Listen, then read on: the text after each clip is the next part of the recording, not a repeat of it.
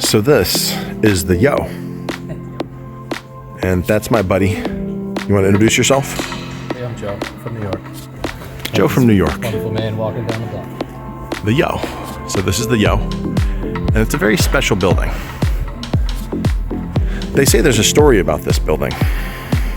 In these quiet streets of Zwickau, Germany, it's interesting that there are so many restaurants, so much life, so much going on.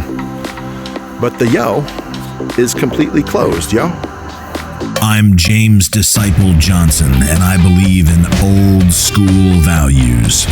I started the world's largest Christian motorcycle club, and together with my girl Birdie, I've been sent to Europe to build up charters of Disciple Christian Motorcycle Club and start biker churches across the continent, discipling men to have a daily word and prayer time and return to the old school values of honor, respect, loyalty, chivalry, and love. This is my life.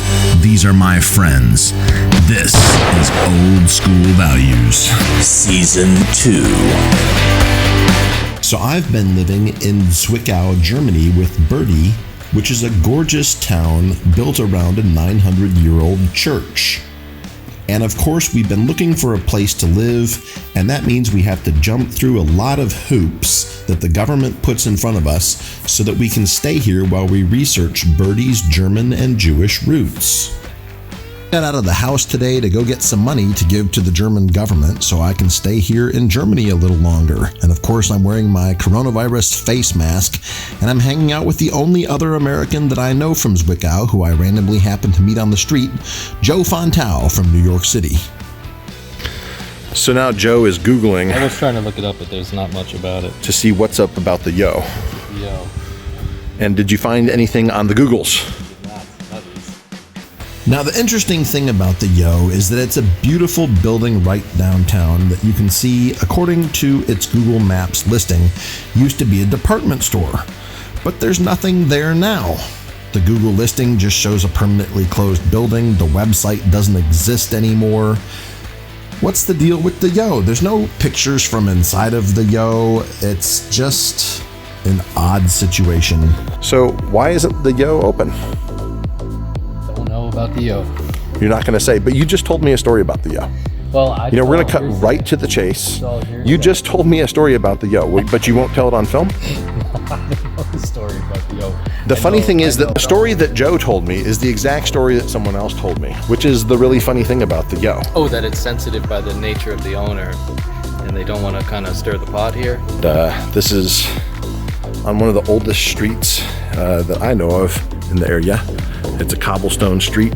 This area has been here since certainly the 11, 12, 1300s. And the Yo is a popular building.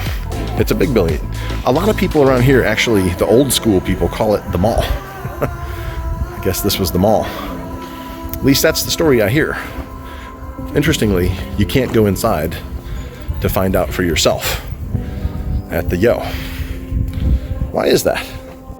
So what's the story with the Yo? Why is it empty? Well, let's go all the way back to when it began. So the story of the Yo is said to include something called Jewish war reparations.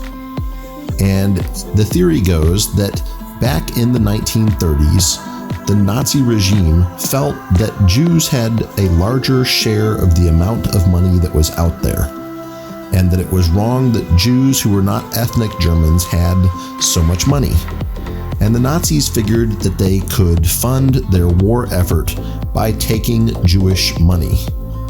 And so Jews would be required to fill out documents showing how much money they had and what assets they were.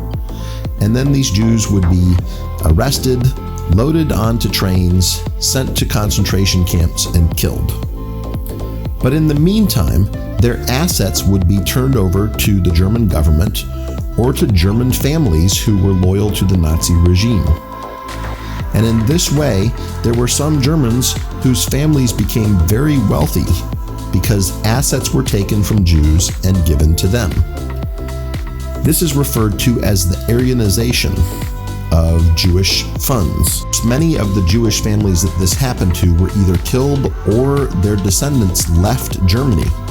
But during the late 20th century, war reparations to Jewish people became common.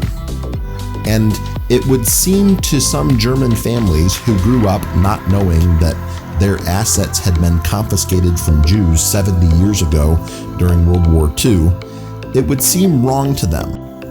There's been sort of an outcry in the German mindset that their assets should be taken from them and given to Jews whose claims may seem dubious.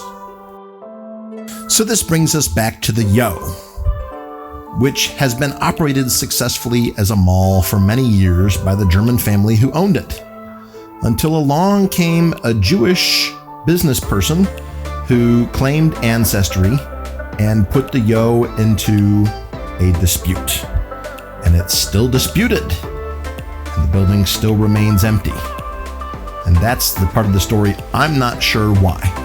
If you know, maybe you can put it in the comments below.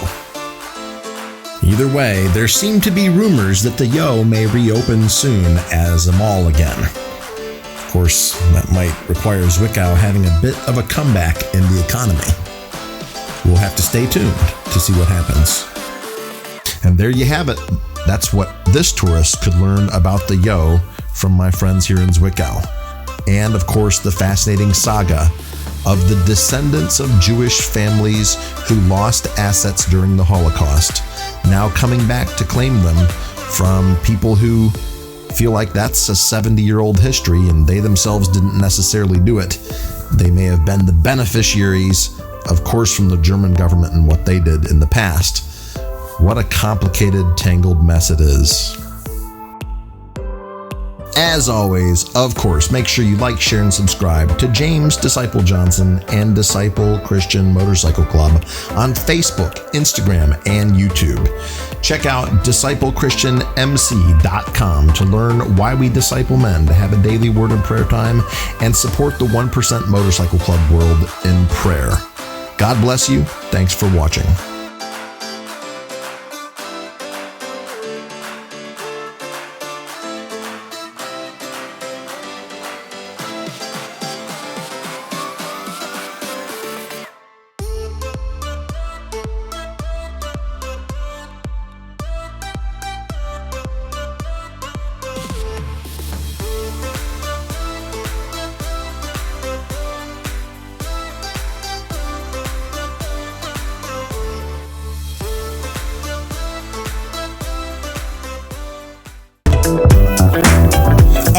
Y'all, stop by disciplechristianmc.com to pick yourself up a Dead to Sin, Alive in Christ raglan hoodie. Raglan? What's raglan?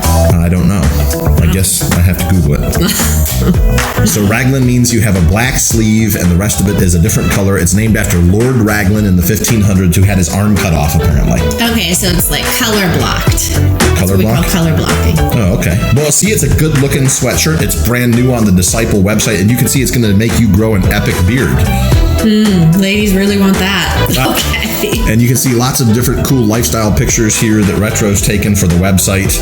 Stop by and pick up one of these awesome sweatshirts. Galatians 2:20 is on the back. We'll read that in just a second. There's t-shirts too. Just like this. That's right. Dead to Sin, Alive in Christ. These are raglan style, extremely comfortable. Material's soft and sturdy. Fit is great. And they're in stock on the Disciple store now. They're not from some third-party fulfillment company. They're from Kink. Kink's going to ship them to you. And of course, the Galatians 2:20 verse, I've been crucified with Christ and I no longer live, but Christ lives in me. The life I now live in the body, I live by faith in the Son of God who loved me and gave himself for me. So die to your sin and live in Christ's love today. Pick yourself up one of these awesome raglan hoodies. God bless you. Thanks for watching.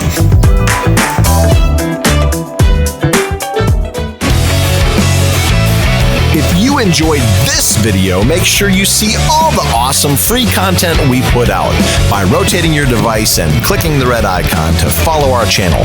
God bless you. Thanks for watching.